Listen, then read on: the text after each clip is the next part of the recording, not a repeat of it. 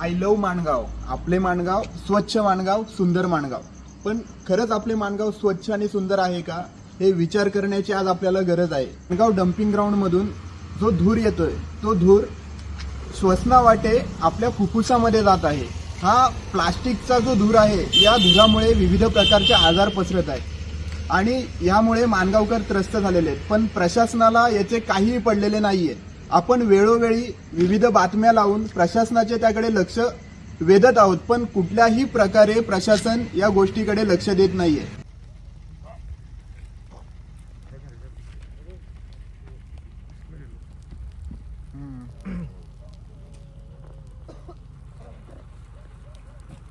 आज आपल्या इथे जे कचरा डम्पिंगचा जो प्रश्न मोठा होता, त्याचा जो पाठपुरावा झाला आहे, खूप लोकांना त्याचा त्रास होता. तर त्याचं मशिनरी आपण या ठिकाणी आज सुरू केलं, त्याचं आज उद्घाटन श्रीफळ फोडून केलेलं आहे. याबद्दल आपलं काय म्हणणं आहे? सर नमस्ते. आपण माणगाव शहरातील डम्पिंग ग्राउंडवरती आता उभे आहोत. हा अनेक एक साठलेला कचरा होता, याला लिगसी वेस्ट म्हणतात. तर साठलेल्या कचऱ्याचं शास्त्रोक्त पद्धतीने विल्हेवाट करण्याच्या प्रक्रियेला बायोमायनिंग म्हणतात. तर बायोमायनिंगच्या प्रक्रियेला ज्या डम्पिंग ग्राउंडची आपण आजपासून सुरुवात केलेली आहे 1 मेला, नगराध्यक्ष मॅडम श्रीमती शर्मिला सुर्वे, स्वच्छता सभापती वाढवळ मॅडम, नगरसेवक होते, सर्व सभापती होते आणि सर्व स्टाफ होता.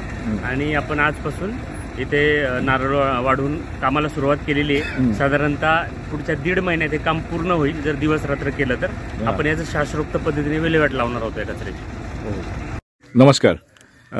आज या ठिकाणी माणगाव शहराला जो भेडसावणारा प्रश्न होता, आश्रम शाळेजवळील कचरा डम्पिंग, तर त्या ठिकाणी बायोमायनिंग आज करण्याचं जे आज महाराष्ट्र 1 मे कामगार दिनानिमित्त सुरुवात केलेली आहे. याबद्दल आपण हा जो इथे पडलेला कचरा आहे, साधारणपणे आपण हा कचरा संपूर्ण काम कधी करू शकता? नमस्कार, मी तानाजी पवार. आमच्या फर्मचं नाव Bhagyadeep waste management private limited Pune.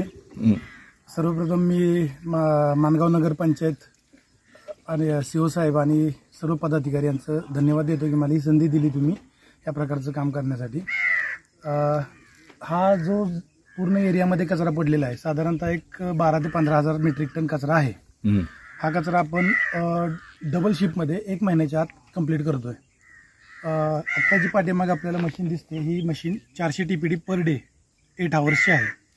तर डबल शिफ्टमध्ये साधारणतः 700 मेट्रिक टनाच्या आसपास 750-700 मेट्रिक टनाचं डे पर डे काम होऊन जाईल आणि 1 महिन्याच्या आत आपण हे पूर्ण काम कंप्लीट करून देऊ तुम्हाला. बरं, यामध्ये जे प्लास्टिक आणि इतर मटेरियल आहे ते वेगवेगळं होत असतं का?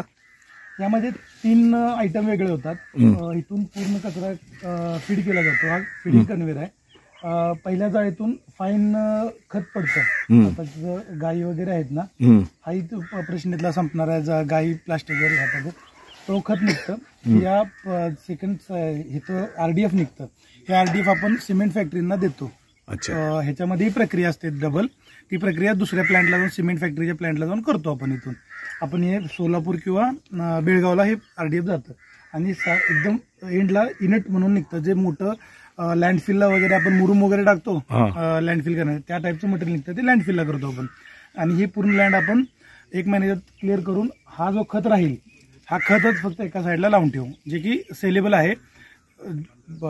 खूप जास्त नाही, पण काही प्रमाणात त्याच्यातून रेव्हेन्यू जनरेट होऊ शकतो. या ठिकाणी जो कचरा आहे तो डम्पिंगमुळे खूप खोलवर गेलेला आहे, तो आपण कशा प्रकारे बाहेर काढणार? एक्सवेशनसाठी पोकलँड आहे. अशा प्रकारचं दुसरंही मशीन तिथं अजून येणार आहे. एक मशीन फक्त कचरा हे फिडिंगसाठी असेल, एक मशीन फक्त कचरा एक्सवेट करून आणि एकत्र करून इथं आणण्यासाठी राहील. इथं अजून 2 मशिनरी येणार आहे. 2 हायवा वगैरे राहतील. त्या हायवानी इथं सगळा कलेक्ट केला जाईल.